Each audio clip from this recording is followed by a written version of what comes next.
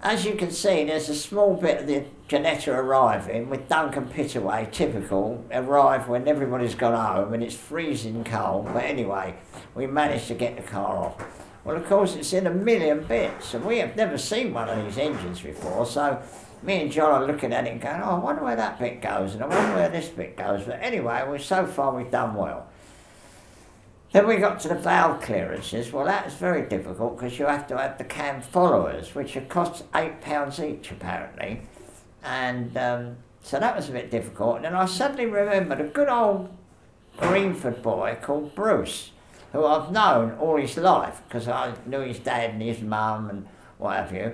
And he has been building Aston Martin engines amongst all the other engines he's done. In fact, he's served a good apprenticeship. He's worked for everybody in sight, I think. But anyway, he's doing Aston Martins on his own back now. So I rang him up and I said, we're having trouble with these valve clearances. He said, what diameter are the cam followers? So I measured them, 32 mil. He said, they're the same as Aston Martin. He said, I've got a bundle of them. So anyway, good old Bruce, he came over with his bundle of cam followers and actually did the cam valve clearance for us. So he did the clearances and worked them all out and put them all on.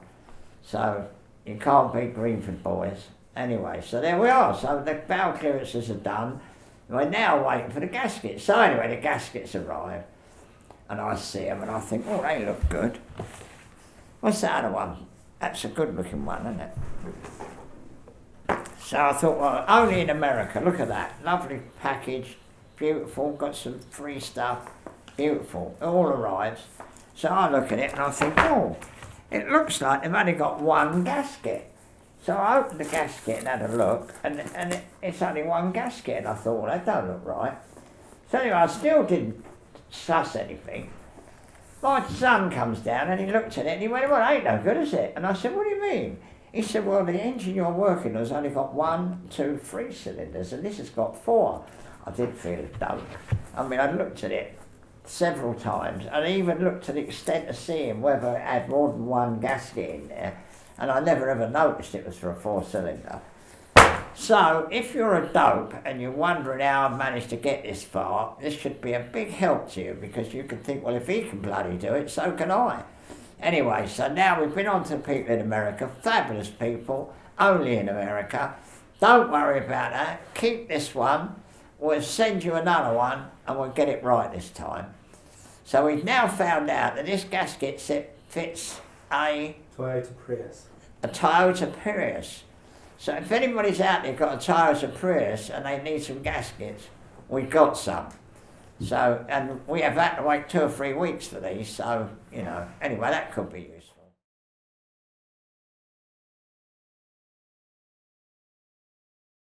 Ginetta arriving. That's the spare bodywork. There's a bonnet, a rear part and another nose. So lots of stuff for crashing. Typical Duncan, he's arrived when it's dark and freezing cold, but we wouldn't expect anything else. Yeah, well, that's the only thing you're going to struggle with, probably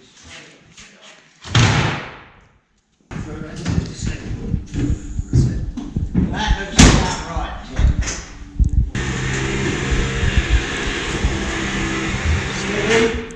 What's the gem now? Well, it's just going to touch. If you put a couple of squid over each one here, just like a few bits of wire. I've got some wood somewhere. Just literally a little short bit over the top, you'll just get it.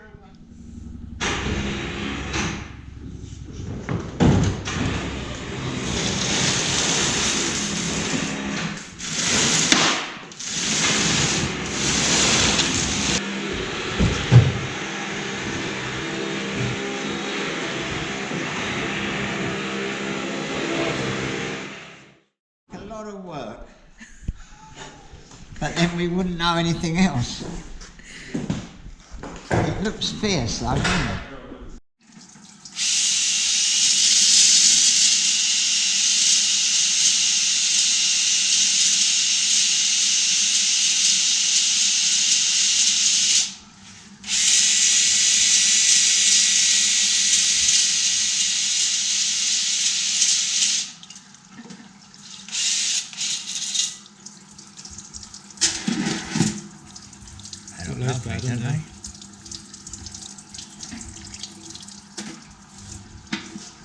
all you've got to do now is turn it round and do the other side. You know, to ring us up and say, look, can we give you a brand new one and you can iron it out?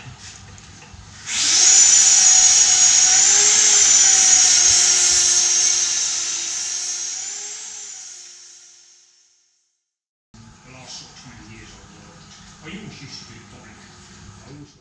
Yeah, so we're pushing on that ain't being pushed. It's them two there and them two there. That's only 4 bolts. Oh, no, There's no. a face there and a face there. Got That's only a big end cap. Yeah.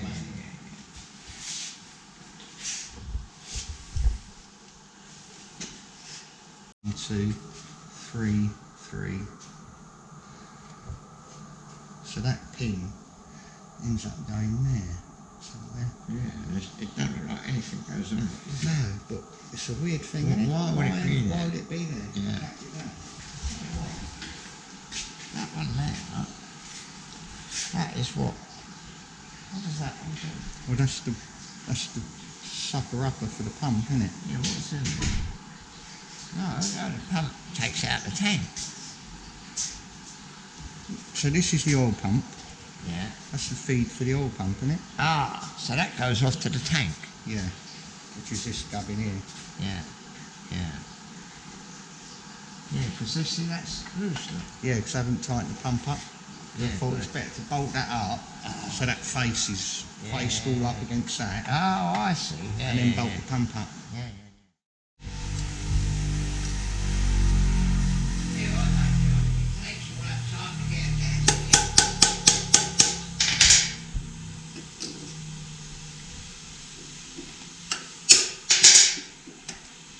Yeah.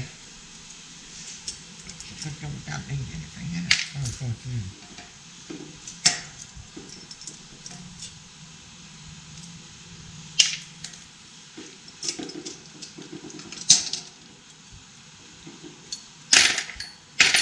Tell you what, you know, look at that. Oh, that's got a little Bit of wear on it. Yeah. You might have to give them a lick on the old Tim's old machine. Yeah. The only thing is with that machine is you've got to get that spot on that. You know, it take half an inch off. Yeah, otherwise when you can't put them back in, you're there all day going like that. Yeah. Mind you, we're not looking for the ounces of power. Nah, I think if that's all clean and it's got a nice seat, That'd be good enough. nothing good enough. You know. Looking at the way these cars go, I don't think they need any more power, do they? Can't imagine them putting the V8 in. Oh. See now, I filed all that and I'm not going to do it any other way. I might give it a little rub with a fine file. But that bit in there I can't file. Just that little bit there. So I'll go in with a whizzer just there, very, very gently. Very gently with a whizzer there. Clean that bit off there. I'll do that bit, sort of there. And then this side, being exhaust is not so important, but if John makes me up another one of them, should have left a little thing on there, shouldn't he? John makes me up another one of them to drop in there. You just made that so you don't touch the valve seat, innit? Exactly. When he came in this morning and saw that little bit there, he was convinced I'd filed the valve seat. Yeah. And that's why he tried the valve, because he said the old bastard, he touched the valve, but I hadn't touched it, because when you've got a file, when you go like that, look, you can hear the difference. Yeah. See, that's cutting, that's just sliding over it. So there's no way I was going to spoil the valve seat. And that's why he checked it, because he thought I had. But I knew I hadn't. But I also know that I can't really do much just there. So I need another one. I'm not going to touch that there. I'm not going to touch any of that. What I want to do is just a little bit just there and a little bit just there, just to take that. So what I'm doing basically is I'm blending the casting into the machining. But they've done a brilliant job. I mean, you know, that's just so good. say the bent file, that is say you're just doing pattern making. When you're making patterns like to make this, you've got to get in somewhere. You have a bent file like that. And that, of course, has worked a treat just there.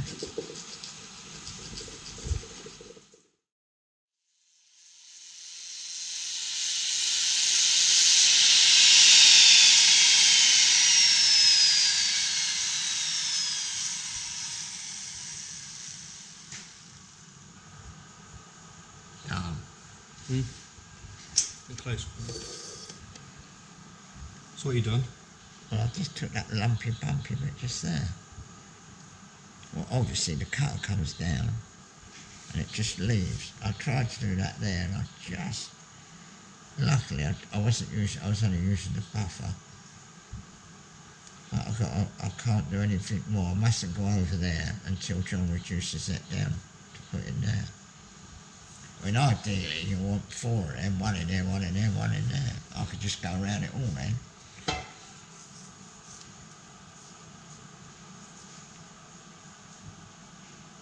You see, I don't want to take anything off of there. Because obviously that's where the gasket presses down. That's the trouble we've got with the MGB. Someone's made that too big.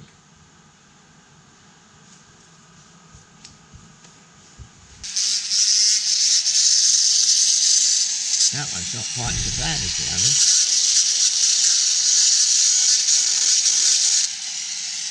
We haven't really modified this. All we've done is take the difference between the machining and the casting.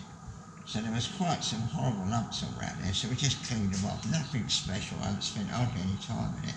But I'm now grinding the valves in and checking the valve seats very carefully, and they look very good indeed. But obviously in my younger day I could have looked at that and I wouldn't have needed this, but now I have to wear glasses and everything, so you can be really sure. This is the only way of doing it, really.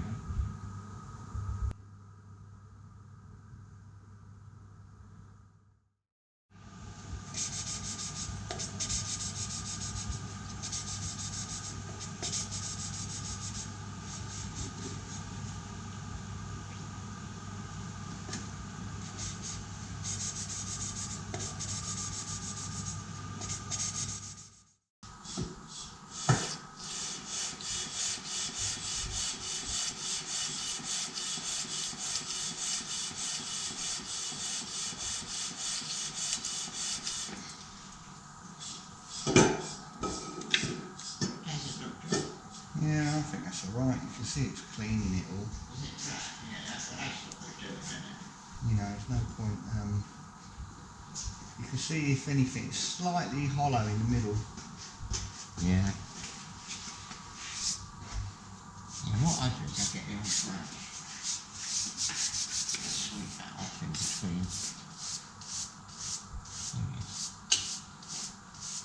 Try a bit there, that's not going to be fine. Vacuum fill ticks like a crayon. What do you want is that? That little one I did earlier, I didn't see it, didn't I? Yeah. It's over there, is it? Yeah. Yeah.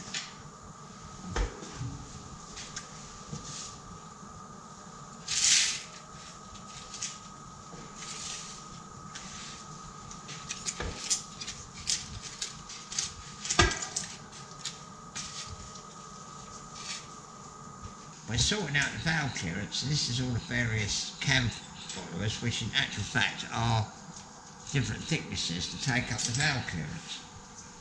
But as we haven't got hundreds of them, we've got to use what we've got, so we're messing about a little bit here, so we've sorted out the thinnest ones, and we're going to go through, and to be honest, it makes my brain hurt. I can't do that, so John will do that, and Josh will help him, but that's what we're going to do. And that's how we're going to arrive at the valve clearance. At the moment, we don't even know what the valve clearance is, do we? So we've got to find that out. But we're absolutely knocked out with this engine. It's a lovely engine. Very well designed, very clever. It's going to be, you know, this is going to be a revelation for us, because dealing with old cars, we don't never see anything as nice as this. So this is a revelation to me. I can see me getting rid of all that old scrap and only having modern cars like this. Because it's so nice.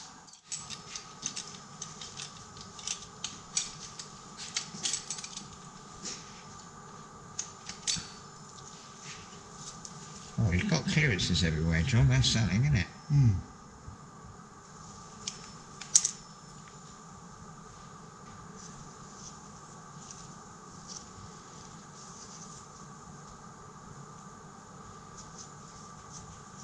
But obviously we need to know what the clearance is. So Ground clearance check and adjustment, you go to it and it don't tell you what we made that up. Oops, oopsie. Put it on the vernier, zero the vernier, and then put it in there. Yeah. Put that in there like that. And that will tell you the actual thickness of the And that little bit at the top. With the follower. Yeah. Plus the thing, yeah. Yeah, I said my brain hurt, didn't I? But, So the tappets are in metric, Yeah. measured in English. Yeah, Now yeah. we're trying to convert back to metric. Yeah. The amount we've got to take Yeah. off. So then we'll be totally So our fag packet's out of the question then, John. yeah. Well, that's 11 and 11, so. Is this inlet, isn't it? Yeah.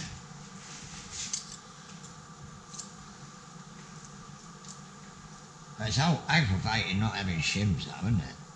Because at least if you've got a shim, you can do something, go and grind it. But I don't know what we're going to do with these. And we ain't going to, you know, if it takes us so long to get a head gasket, how long is it going to take us to get them? At least we could give them the sizes though.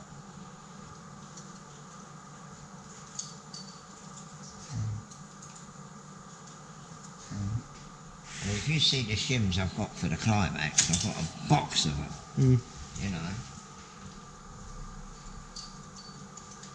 Within the factory they'd have all in a line, all different sizes, hundreds of them. In the same way.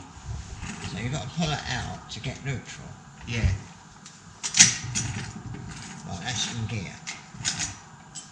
Is that, what one's it down now? That's reverse. That's reverse.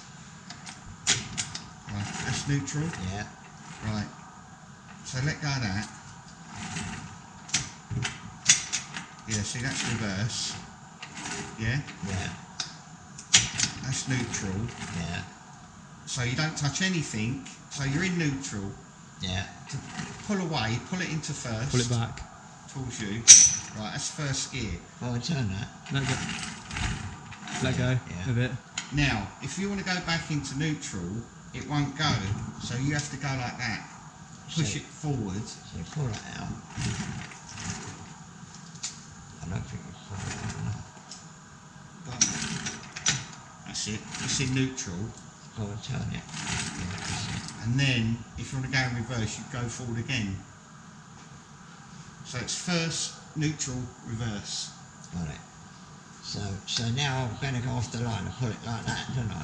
Yeah, you're in, what you're in now, reverse at the moment. No, neutral. Neutral. Neutral, yeah, so you put it back towards you, and that's it, first gear. Yeah.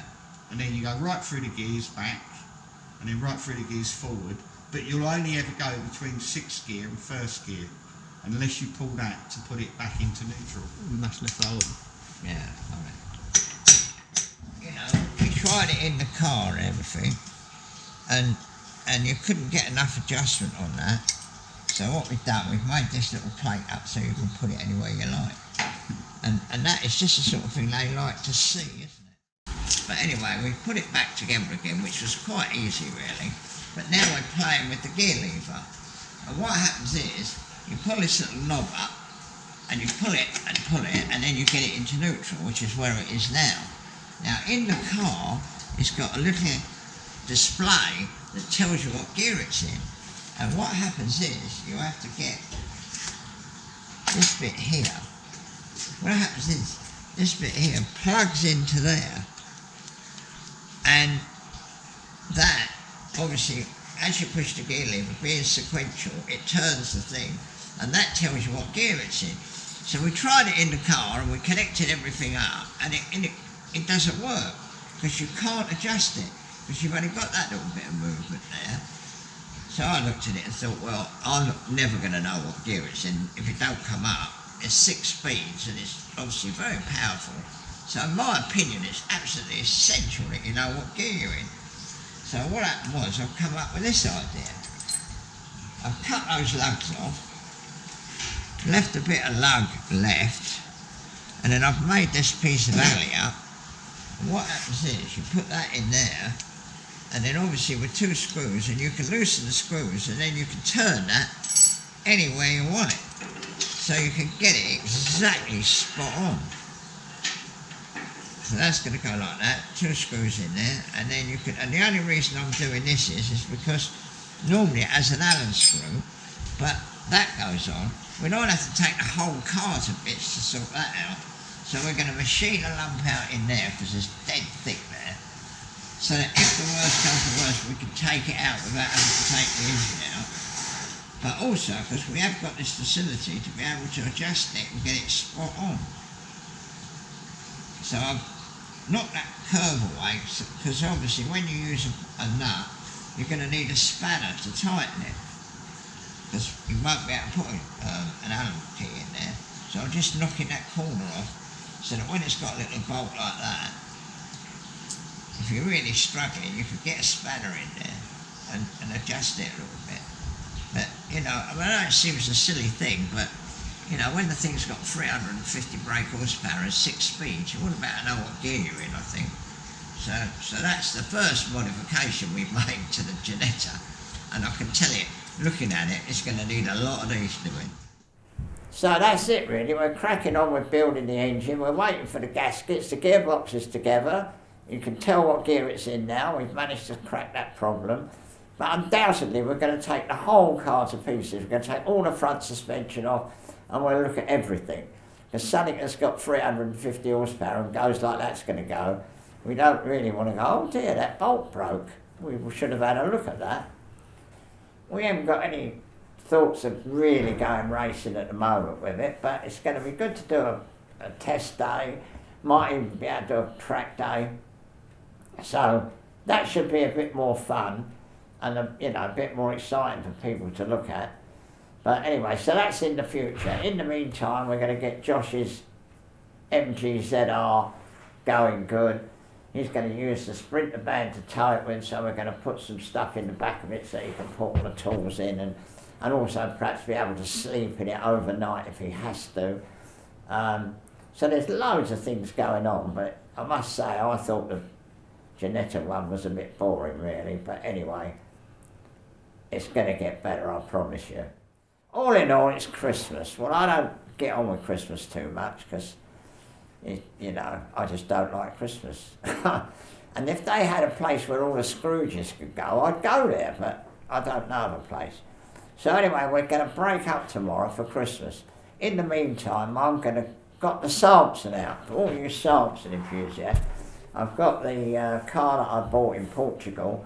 I've got it out, got it in the workshop, and over Christmas I'm going to spend some time working on that and getting that up together. So after Christmas we'll make a Samson video showing you what we've got so far. So that's the Samson, and don't forget to subscribe, and have a good Christmas everybody.